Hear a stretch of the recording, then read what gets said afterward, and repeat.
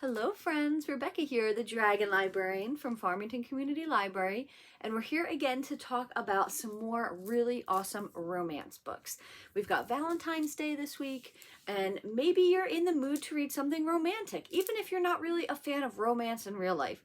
Like Valentine's Day, you can take it or leave it, right? The candy's really great, it's fun and exciting, but you don't have to have Valentine's Day to read romance books. But personally, I really like to do it this time of year. I really get super hooked into different romances and I get really excited about it. So I thought let's talk about a couple more really great love stories in case that's something you're interested in reading about this week. Or really anytime. Like I said, these books are really wonderful whenever you feel like reading them. But if you're looking for a couple really good romantic books, maybe something you haven't heard of before, or maybe something you've heard of but you didn't know to try it, whether it was good or not, here are a couple of options for you. So this first one is called A Cuban Girl's Guide to Tea and Tomorrow by Laura Taylor Namey. This was a Reese's young adult book pick. And the author herself, Laura Taylor Namey, is a Cuban American, which is really cool. I think that this cover is really cute. Super adorable. So this is definitely one of those books that is primarily a romance and it's a sweet story, but it's also got a lot of other stuff that it's dealing with as well. So the main character in this book, Lila, she has this whole plan on what she wants to do after she graduates. She's got everything already kind of figured out in her life, but then she's hit with the trifecta of awfulness, is what she keeps calling it, the trifecta. Basically, she's punched in the gut with three really bad things that happen to her. So her abuela, her grandmother, dies. Her boyfriend breaks up with her. And her best friend, they sort of have this really big falling out. So she's really just completely surrounded by grief, doesn't really know what to do or what to feel. And her parents are worried about her. So they sent her for the summer to stay with some family friends in Winchester, England, and hope that maybe this will give her a little bit of a mental health break. So she goes and does this. She ends up meeting this really, really cute boy named Orion, and they hit it off.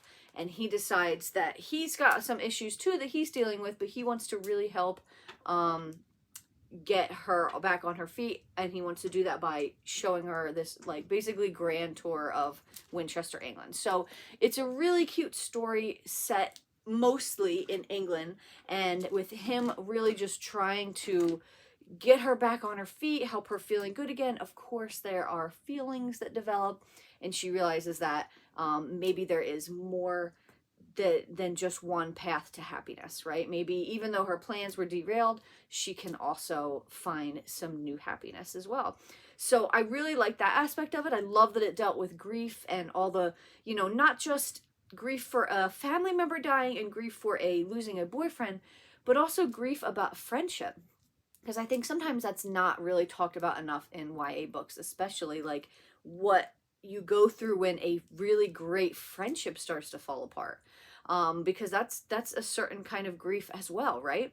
I love this. I love reading about England, so I was really, really all wrapped up in the amazing like descriptions of everything in Winchester. I thought this was just such a cute, fun story. Absolutely phenomenal. Very adorable. A Cuban Girl's Guide to Tea and Tomorrow. Just a very overall cute book.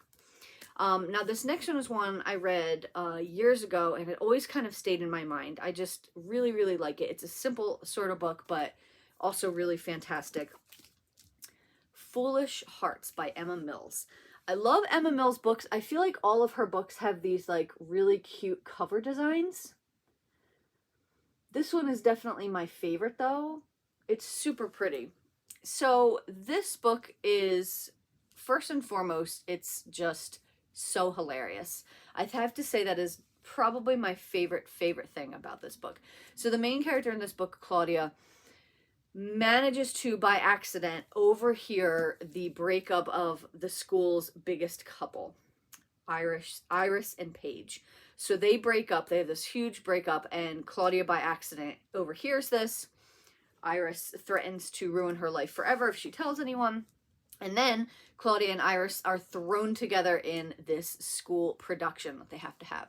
So it's them trying to navigate each other and what is going on with that, but it's also dealing with Claudia, who starts to fall for this really cute guy in the play, and the friendships, and it's just such a sweet, I keep saying simple because it is a simple story, but it's also just a really, really great story about friendship and about the conversations that teenagers have.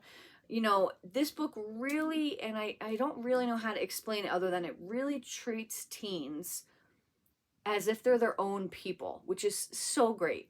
A lot of times I feel like books really kind of not dumb them down, but just make them very simple and saying, oh, you know, they just like to hang out with their friends and that's all they're about. No, teens are people just like any other people. They have their own problems and thoughts and feelings and dreams, and this book just encapsulates all of that. I really, really love this. And like I said, the dialogue between the characters, like the conversations, were absolutely hilarious. I think that was definitely my favorite part of the book. Like, I just could not stop laughing at these characters and all their conversations that they had. And you know, the dealing with female friendships was really great in this as well. You know, and the growth of the characters, not even just Claudia, but you know, the minor characters too. Like, for example, Iris starts out as kind of a mean girl, and you know, you're just not really sure what to think about her, but she really grows as a person too, and it's really awesome to see.